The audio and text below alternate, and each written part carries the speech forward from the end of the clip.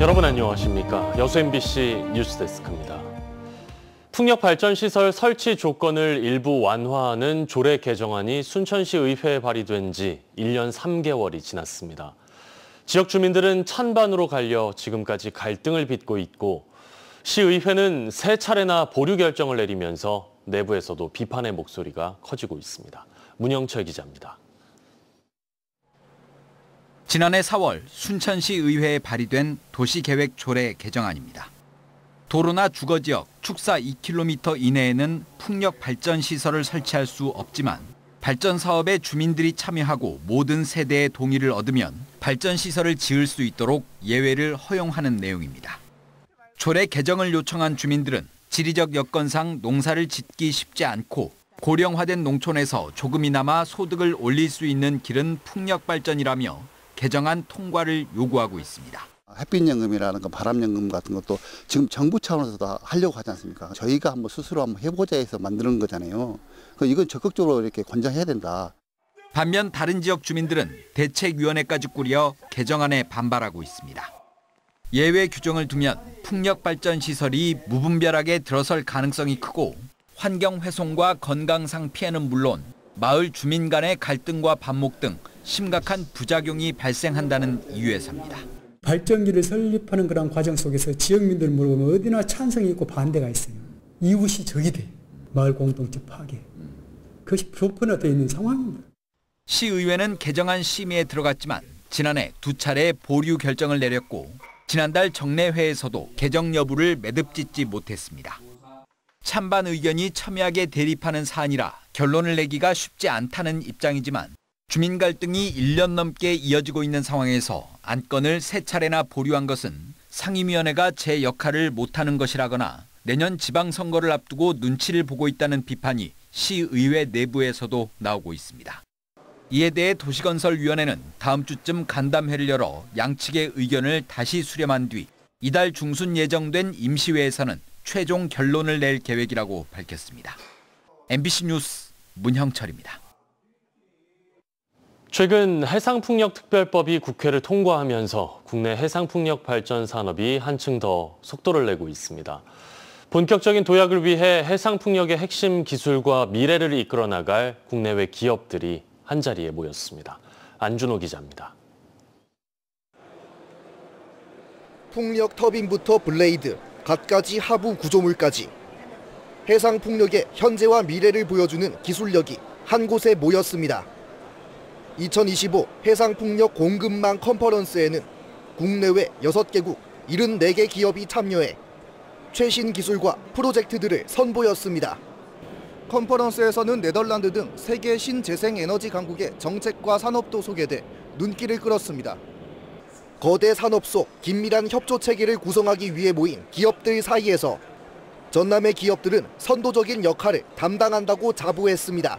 전남 지역에서 1기가와트 규모의 해상풍력 발전 프로젝트를 진행 중에 있으며 2031년 송전을 목표로 진행하고 있습니다. 한 전체 용량이 365메가인데 올 말에 한 100메가 정도는 부분적으로 상업 운전이 가능할 것 같고요.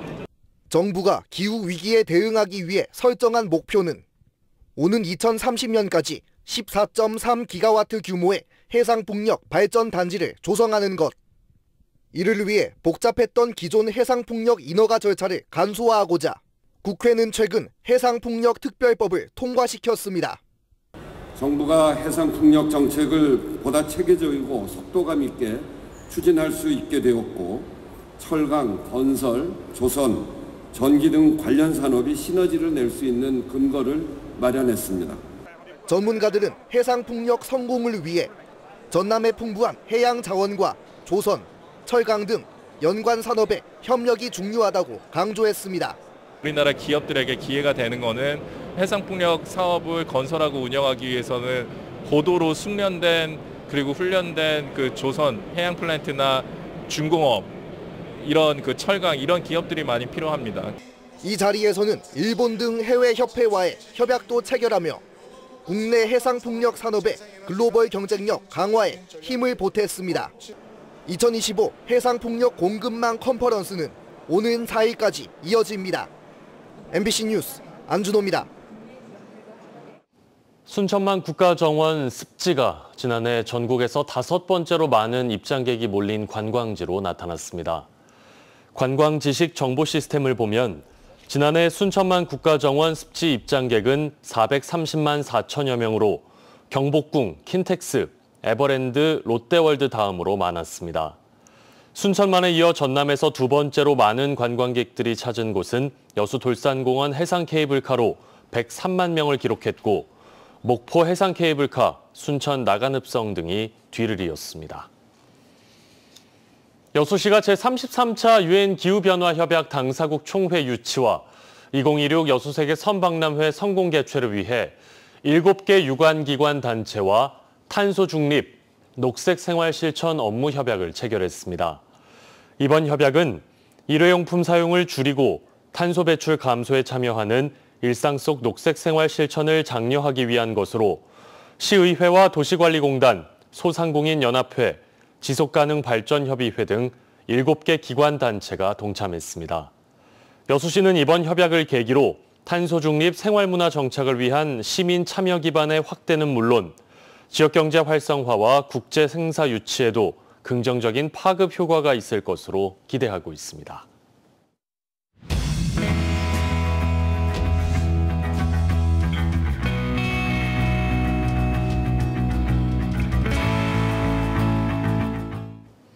광양의 한 초등학교 운동장에 들어설 예정이던 교실 공사가 시공사의 부도로 멈췄다는 소식 얼마 전 전해드렸는데요.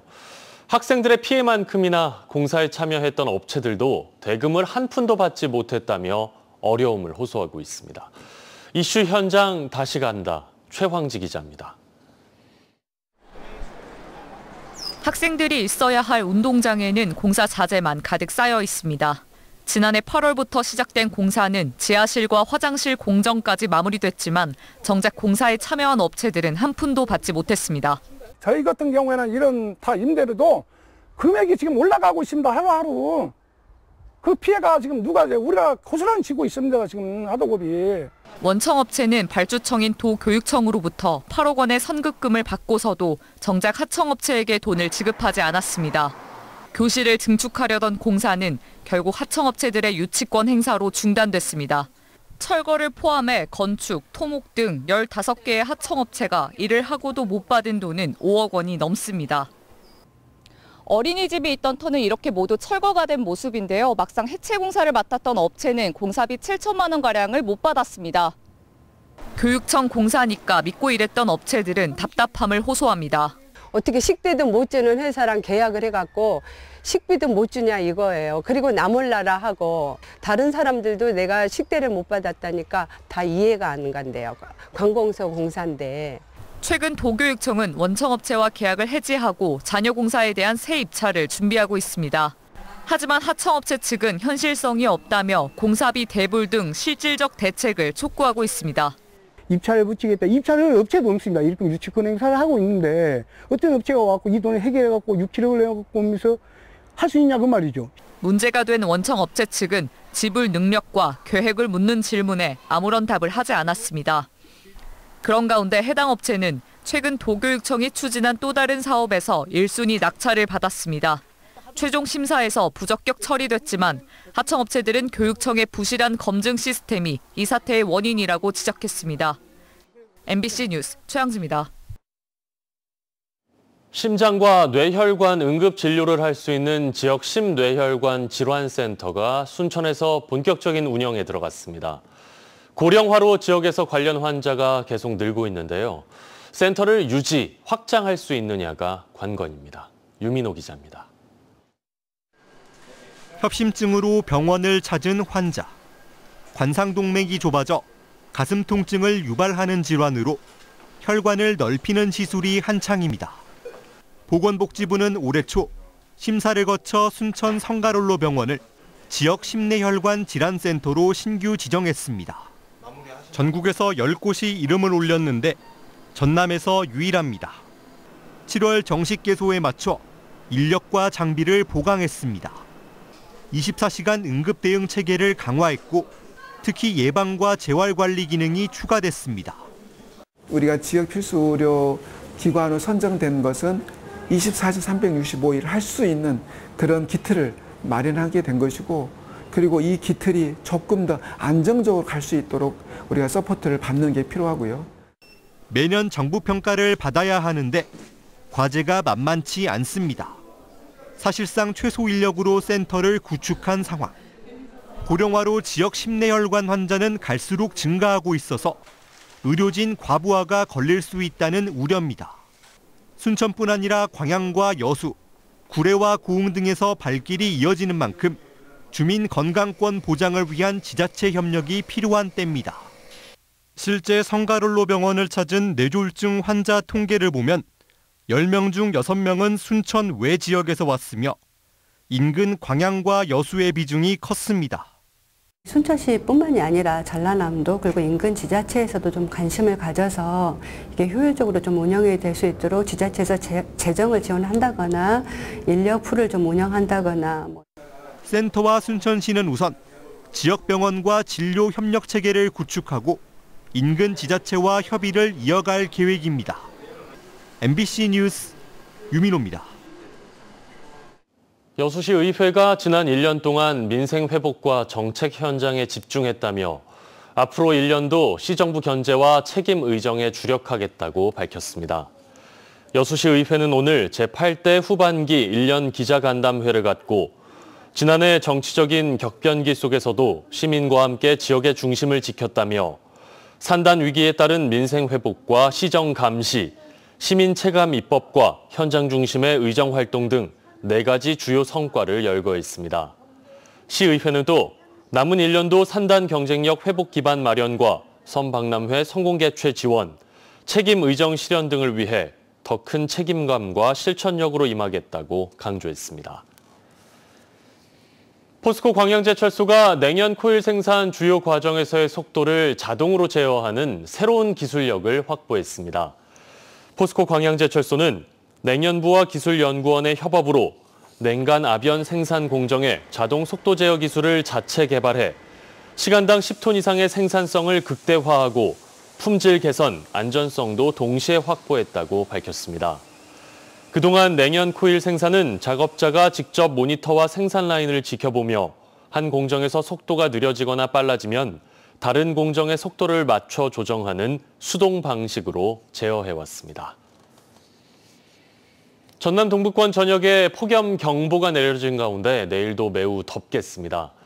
내일 전남 동부권은 맑은 가운데 아침 최저기온이 23도에서 24도, 한낮 최고기온은 31도에서 35도로 오늘과 비슷하거나 더 높겠습니다. 바다의 물결은 남해서부 앞바다에서 0.5m, 먼바다에서 최고 1m로 잔잔하게 일겠습니다. 당분간 기온과 습도가 높아 체감온도도 33도 이상으로 오르겠으니 온열 질환에 주의하시기 바랍니다. 전남 드래곤즈가 강원FC 미드필더 최환솔 선수를 임대 영입했습니다. 최환솔은 대인 방어 능력과 후방 빌드업의 강점을 지닌 수비형 미드필더로 중앙 수비수까지 소화할 수 있습니다. 최환솔 선수는 팀에 빠르게 적응해 더 많은 승리를 이끌 수 있도록 최선을 다하겠다며 입단 소감을 전했습니다. 전국 김 생산량의 80%를 차지하고 있는 전라남도가 김을 국가 전략 산업으로 육성합니다. 전남도는 최근 전남 김의 세계화와 글로벌 시장 선점을 목표로 김산업 국가 전략 산업 육성 연구 용역 착수 보고회를 가졌습니다. 이번 용역에서는 김 산업의 경제적 가치와 성장 잠재력 분석, 김 세계화를 위한 맞춤형 전략 수립 등이 이루어집니다. 전남도는 또 김산업진흥원 설립과 국제수출단지 등을 통해 K김 국가전략산업 클러스터 구축에도 나설 계획입니다. 오는 11일 밤 여수 소호 동동다리에서 캔들라이트 콘서트와 드론 라이트 쇼가 펼쳐집니다. 이번 행사는 지난달 열린 2025 마이케이 페스타인 여수의 연계 행사로 기상 악화 때문에 연기된 바 있으며 현악 4중주팀의 클래식 앙상블과 함께 공중 점화 기능이 탑재된 1000대의 드론이 대규모 군무를 선보일 예정입니다. 여수시는 이번 공연이 사전 예약 없이 무료로 진행돼 시민과 관광객들이 여수의 밤을 특별하게 기억할 수 있는 의미 있는 시간이 될 것으로 기대하고 있습니다.